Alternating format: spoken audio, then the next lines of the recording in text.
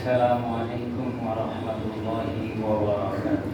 وعليكم السلام ورحمة الله وبركاته. الحمد لله الحمد لله نحمده ونستعينه ونستغفره ونؤمن به ونتوكل عليه ونعوذ بالله من شرور أنفسنا ومن سيئات أعمالنا من يهده الله فلا مضل له ومن يضلله فلا هادي له ونشهد أن لا إله إلا الله وحده لا شريك له ونشهد أن سيدنا وسندنا ومولانا محمدا عبده ورسوله الذي أرسل رسوله بالهدى ودين الحق وقال تعالى في كلامه المجيد وفرقان الحميد فأعوذ بالله من الشيطان الرجيم بسم الله الرحمن الرحيم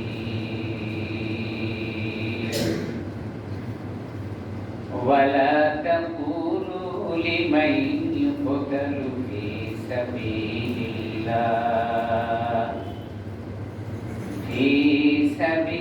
الله أموات بل أحياء ولكن لا تشعرون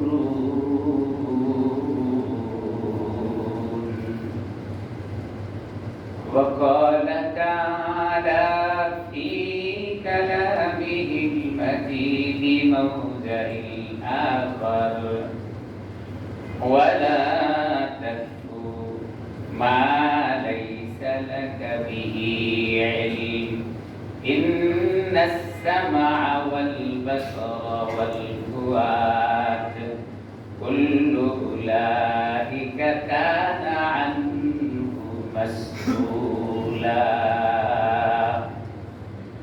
ولا تمشي في الأرض مرحا إنك لن تخرق الأرض ولا تبلغ الجبال طولا كل ذلك كان سيئه عند ربك مكروها وقال تعالى في شأن حبيبه ومحبوبه ومعشوقه مخبرا وآمرا إن الله وملائكته يصلون على النبي يا أيها الذين آمنوا صلوا عليه وسلموا تسليما اللهم صل على محمد وعلى آل محمد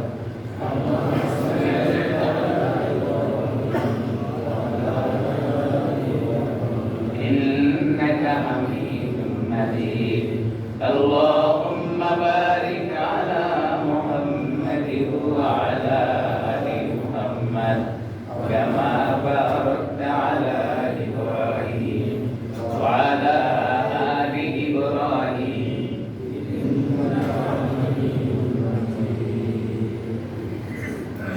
दुनियाए सदाकत पे तेरा नाम रहेगा दुनियाए सदाकत पे तेरा नाम रहेगा, सिद्दीक तेरा नाम से इस्लाम रहेगा। दुनियाए शुजाअत के तेरा नाम रहेगा, दुनियाए शुजाअत के तेरा नाम रहेगा। फारूक तेरा नाम से इस्लाम रहेगा, फारूक तेरा नाम से इस्लाम रहेगा। इस ज़मान की दोस्ती मिस्र कागज़ फूल की, इस ज़मान की दोस्ती मिस्र कागज़ फूल की। देखने में खुशनुमा है बूए वफा कुछ नहीं। ला इलाहा इल्लल्लाह, ला इलाहा इल्लल्लाह, ला इलाहा इल्लल्लाह, ला इलाहा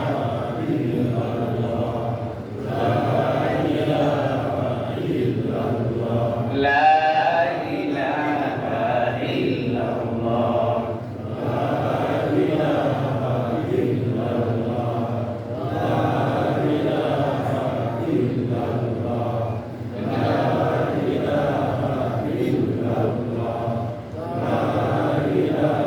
ला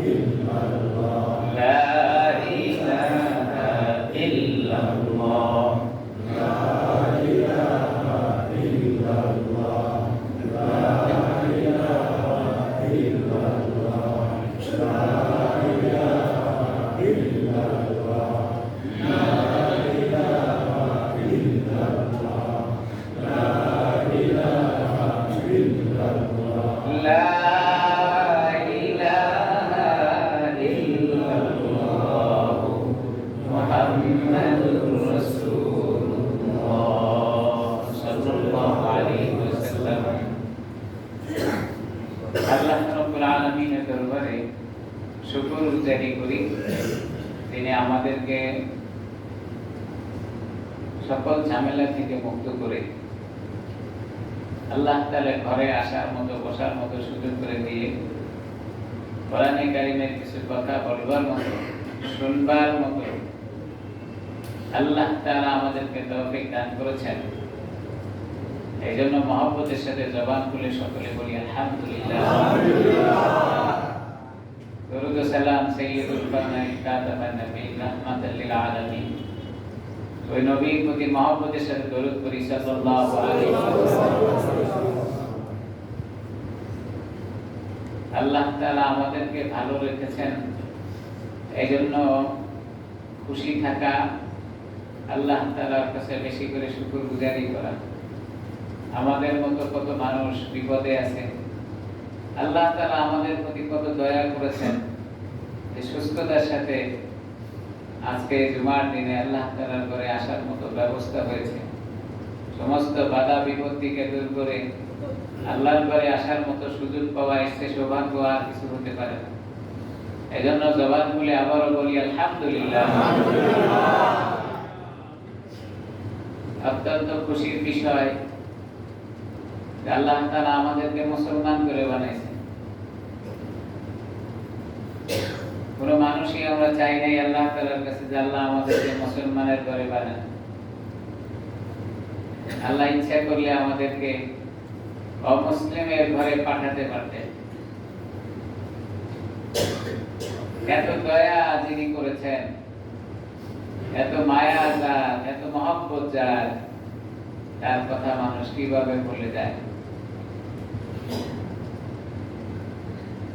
এই দুনিয়ার সামান্য সময়ের মহব্বতে পড়ে, অল্প কিছু জিনিসের লোভে পড়ে, সামান্য পদের লোভে পড়ে ওই আল্লাহ তাআলাকে মানুষ কিভাবে ভুলে যাবে।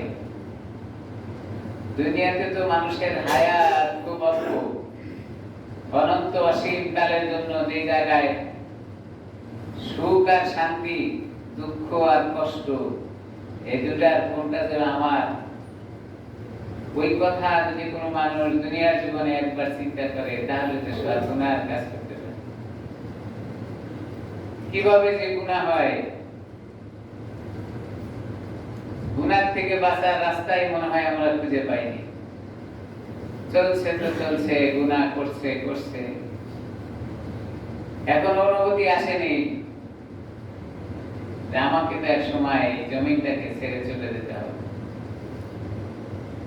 কোন মায়া আর কোন মহব্বতে পড়ে যেন গুনার কাজ করে ফেলে।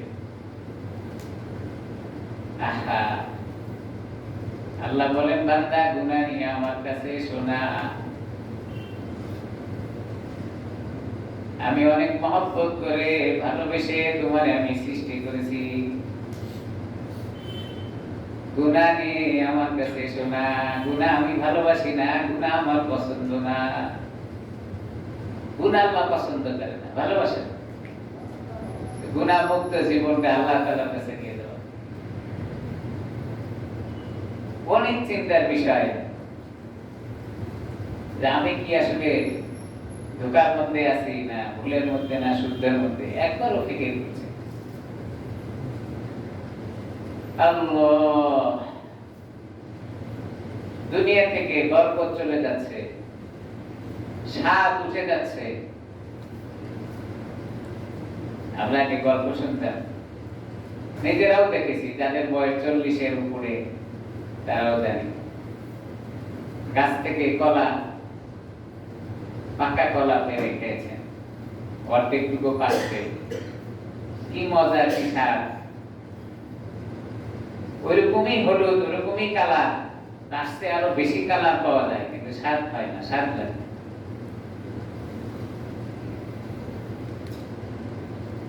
স্বাদ উঠে গেল কেন? আল্লাহ তাআলা তো সকল মাখলুককে তাদের যে খাদ্যের ব্যবস্থা করে দিয়েছেন, এর ভিতরে তো স্বাদ, মজা, এগুলো দিয়েই আল্লাহ তাআলা পাঠাইছেন। তো এই উঠে যাওয়ার কারণ কি? কেন উঠে যায়? মুহাক্কিক উলামায়ে কেরামরা যারা বিভিন্ন ভাবে তাফসীর লিখেছেন, এই তাফসীর গুলো যদি তালাশ করা যায়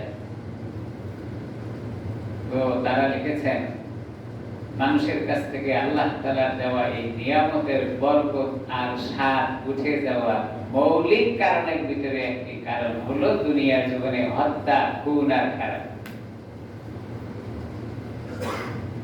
মানুষ যখন খুন খারাপিতে লিপ্ত হয়ে যায় তখন মানুষের কাছ থেকে বরকত উঠে যায়, খাবারের স্বাদ নষ্ট হয়ে যায়। ধীর গতিতে শুনতে থাকবো, অল্প কিছু কথা বলবো। আল্লাহ তাআলা পুরো জমিনে আশরাফুল মাখলুকাতের জন্য যে খাবার দাবার দিয়েছেন, এটা পরিপূর্ণ স্বাদ, মজা, এগুলো দিয়েই আল্লাহ তাআলা দিয়েছেন। কেন? আল্লাহ বলেন বান্দা আমি তোমাকে দুনিয়ার জীবনে পাঠাইছি এই কাজে, এই স্বাদযুক্ত খাবার খাবে আর তোমার দেহের ভিতরে শক্তি হবে। এই শক্তি দিয়া আমি রবের ইবাদত আর গোলামি করবে। এই জন্য দুনিয়ার জীবনে যত খাবার আছে আল্লাহ তাআলা মজাদার করে পাঠাইছে, বান্দা খাবে আর এগুলো থেকে শক্তি অর্জন হবে, তো আর আল্লাহ তাআলার গুণগান করবে, ইবাদত বন্দেগী। এই জন্য সর্বপ্রথম হযরত আদম আলাইহিস সালামকে দুনিয়ার জীবনে প্রেরণ করেছেন, খাবারের বন্দোবস্ত করে দিয়েছেন, সারা জমিনে খাবার,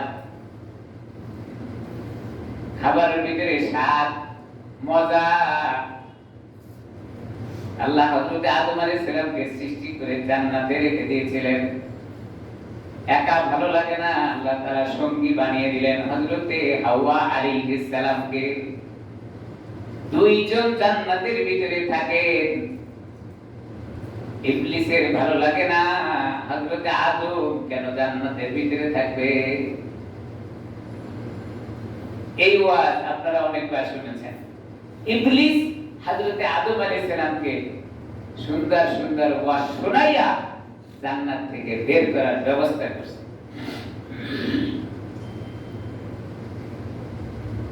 ওই ঘটনা শোনাবো না, ঘটনা শোনাবো, এত মজা স্বাদ গেল কোথায়। হযরত আদম আলাইহিস সালাম দুনিয়ার জীবনে আসতেন। আদম আর হাওয়ার মাঝে আল্লাহ তাআলা সুসম্পর্ক দিয়ে জীবন সংসারের ভিতরে আল্লাহ তাআলা সন্তান দান করেছেন। সন্তান আদি দুনিয়ার জীবনে আসতেন। সর্বপ্রথম আল্লাহ তাআলা হযরত হাওয়া আলাইহিস সালামের গর্ভে সন্তান দিয়েছেন, ছেলে।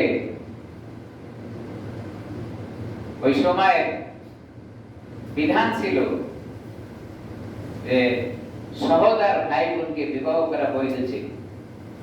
কেন? তখন যদি এই বিধান না থাকতো তাহলে তো আমরাও দুনিয়ার মুখ দেখতাম। কিন্তু সেটা হযরত আদম আলাইহিস সালামের জন্য বিধান অল্প একটু পার্থক্য করে দিয়েছিল। হযরত আদম আলাইহিস সালামের স্ত্রীর ঘরে আল্লাহ সন্তান দিতেন দুইটা করে, জোড়া জোড়া যমজ সন্তান, বেশি মানুষ হবে এই জন্য। তো বিবাহের বিধান আল্লাহ তাআলা দিয়েছিলেন, এই বছর যে দুই ছেলে মেয়ে জন্মগ্রহণ করবে এরা দুইজন একসাথে বিবাহ করতে পারবে না। পরের বছর যারা আসবে তাদের একজন আর আগের বছরের একজন, এই হলো বিবাহের বিধান। তো তাদের প্রথম বছর দুইজন হয়েছে, একজন ছেলে একজন মেয়ে। পরের বছর হয়েছে একজন ছেলে একজন মেয়ে। তো আল্লাহ তাআলার বিধান হলো এই 2 বছরের দুইজন করে বিবাহ শাদী হবে। ঘটনাক্রমে আল্লাহ তাআলা সর্বপ্রথম যেই যমজ দুইজন সন্তান দিয়েছেন তার ভিতরে একজনের নাম হলো কাবিল, আর একজনের নাম কিতাবের ভিতরে আসছে আকলিমা বা ইকলিমা, দুইটা শব্দ পাওয়া যায়। এই দুই সহোদর ভাই বোন। পরের বছর আবার আল্লাহ তাআলা আর দুইজন দিয়েছেন, এক ভাই এক বোন। তো বিবাহের বয়স হয়ে গেলে হযরত আদম আলাইহিস সালাম এই আল্লাহ তাআলার বিধান তাদের সামনে পেশ করলেন। কাবিলের জন্য ফয়সালা হলো হাবিলের সাথে যেই বোনটা জন্মগ্রহণ করেছে তাকে বিবাহ করবে, আর হাবিল বিবাহ করবে কাবিলের সাথে যে বিবাহ হয়ে জন্মগ্রহণ করেছে তাকে বিবাহ। কিন্তু আল্লাহ তাআলা কি মজার ঘটনা এখানে রেখে দিয়েছেন। প্রথম বছর যে কাবিলের সঙ্গে যে মেয়েটা জন্মগ্রহণ করেছেন এ ছিল সুন্দরী, আর পরের বছর যে মেয়ে আর ছেলে জন্মগ্রহণ করেছেন এই মেয়েটা ছিল একটু কালো। আল্লাহ বিধান কি আগের বছরের মেয়ে পরের বছরের ছেলে, আর পরের বছরের ছেলে আগের বছরের মেয়ে। কাবিল প্রথম বছরে জন্মগ্রহণ করেছে, তার ভাগ্যে পড়ে যায় গন্ডনে পড়ে কালো মেয়েটা। কাবিল এটা মানতে রাজি হচ্ছে না, না এটা হয় না, আমি কালোটাকে কেন বিবাহ করবো, আমি তো বিবাহ করবো সুন্দরীটা। তার সুন্দরীর পূজারী আল্লাহ তাআলা মানুষ সৃষ্টি করেছেন যখন থেকে, তখন থেকেই আছে। এজন্য এখনো সুন্দরীর পিছনে মানুষ দৌড়ায়, দেখবেন যে সুন্দরীর পিছনে দৌড়ায়। এই বিধানটা তো আসলে তখন থেকেই আসে। আদম আলাইহিস সালামের সন্তানদের মধ্যে থেকেই সুন্দরের পূজারীর একটা ব্যবস্থা তখনই ছিল। কাবিল বললো যে আমি বিবাহ করব সুন্দরীটা, যুক্তি দাঁড় করাইলো। যুক্তিটাও খুব সুন্দর। যুক্তিটা হলো যে বাবা আপনি যেটা বললেন এটা তো ঠিক নাই। কেন? 9 মাস অথবা 10 মাস যারা একসঙ্গে থাকতে পারলো, যুক্তিতে বোঝায় যে দুনিয়ার জীবনেও তো তারা একসাথে থাকবে। মায়ের পেটে একসঙ্গে থাকলাম, দুনিয়াতে আসার পরে আপনি কেন আলাদা করে দিবেন? এটা তো ঠিক না। ঠিক তো, যুক্তিটা অনেক সুন্দর, কারণ মায়ের পেটে একসাথে থাকা, দুনিয়াতে আসার পরেও তো একসাথে থাকার কথা। হযরত আদম আলাইহিস সালাম বললেন যে তোমার যুক্তি দিয়ে তো চলবে না, এটা আল্লাহর বিধান, আল্লাহ বলেছেন এইভাবে তোমাকে করতে হবে। কাবিল ভাই এগুলা আল্লাহর বিধান দিতে না মানি না, তুমি নিজে মন গড়া এগুলা বলছো, সেজন্য তোমার এই কথা, আমি এটা মানতে পারবো না।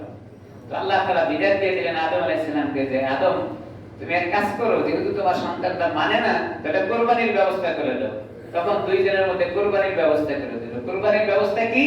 কিছু মাল সম্পদ নিয়ে পাহাড়ের উপরে রেখে আসবে, যারটা আল্লাহ পছন্দ করবে আসমান থেকে আগুন এসে এটা পুড়ে যাবে, আর যারটা পছন্দ করবে না তো পড়ে থাকবে।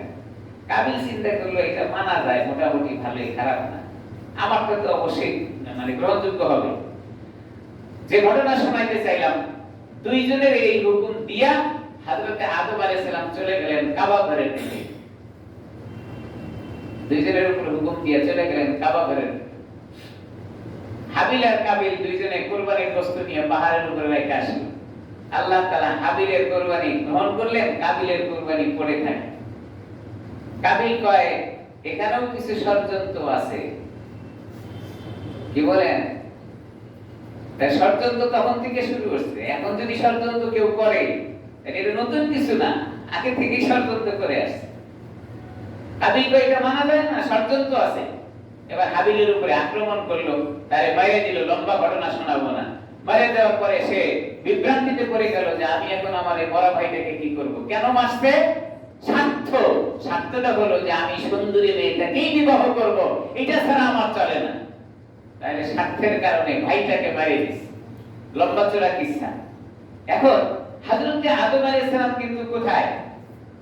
মক্কা করে। আর এটাকে হুকুম দিয়ে চলে গেছে। তাফসীরে কিতাবের ভিতরে লেখেন হযরত আদম আলাইহিস সালাম তৎকালীন সময়ের যেমন ইবাদত আর বন্দেগীর নির্দেশ ছিল এইগুলা যথাযথভাবে আদায় করেন। আদায় শেষ করে কাবা চত্বরে বসে যখন তিনি খানার দস্তরখান বিছায়া দেন, হাজারো রকমের খাবার, যত রকমের খাবার হইতে পারে, ফল ফ্রুট থেকে নিয়ে ঝাল টক মিষ্টি সব রকমের খাবারগুলো দস্তরখানের উপরে বিছায়া দেন। হযরত আদম একটা একটা করে খাইতে থাকেন। কিন্তু যে খাবারগুলো খান হযরত আদম আলাইহিস সালাম, খাবারগুলো মুখে দেওয়ার পরে কেমন যেন একটা আনমনা হয়ে যায়। অর্থাৎ কাবা ঘরে যাওয়ার আগে যে স্বাদটার জিহ্বায় অনুভূতি হতো, এটা কাবা ঘরে বসে থেকে যখন এই খাবার খান তখন এই স্বাদ আর তার অনুভব হয়। হযরত আদম ডাকতে বলেন, রব কি হলো জানি না, যে খাবার আমি আমার ঘরে বসে খেয়েছিলাম ওই খাবারটাই তো আমি কাবা ঘরের চত্বরে বসে খাই। ওই জিহ্বাটাই তো আমার আছে, ওই বডিটাই দিয়ে তো তোমার ইবাদত বন্দেগী করি। ওই জিহ্বায় ওই খাবার দেওয়ার পরে কেন আমি যেন স্বাদ পাই না, মজা পাই না, ঘটনা কি? এখনো হযরত আদম আলাইহিস সালাম জানেন না যে তার দুইজন সন্তানের ভিতরে কুরবানি নিয়ে গন্ডগোল করে একজন আরেকজনের মাইরা দিছে, এই খবর হযরত আদমের কাছে এখনো পৌঁছে নাই। কিন্তু খাবারের স্বাদ পান না এটা সে বুঝতেছে। খাবারের স্বাদ পান না এটা সে বোঝে। হযরত আদম আলাইহিস সালাম এবার আল্লাহ তাআলার দরবারে বলেন, আল্লাহ আমি বুঝতেছি না যে ঘটনাটা কোথায় দাঁড়ায়। আল্লাহ ওহীর মাধ্যমে হযরত আদম আলাইহিস সালামকে জানাই দিলেন, আদম দুনিয়ার জীবনে তোমার সামনে খাবারের স্বাদ উঠে যাওয়ার পিছনে মূল কারণ হলো দুনিয়ার জীবনে খুনের রক্ত জমিনে পড়েছে, যার কারণে খাবারের স্বাদ তোমার কাছে বন্ধ হয়েছে। খুনের রক্ত জমিনে পড়েছে, যেন স্বাদ বন্ধ। হযরত আদম আলাইহিস সালাম জানেন না কোথায় খুন হয়েছে, কে খুন হয়েছে, কে মরছে, এটা জানেন না। রক্তের কারণে হযরত আদম আলাইহিস সালাম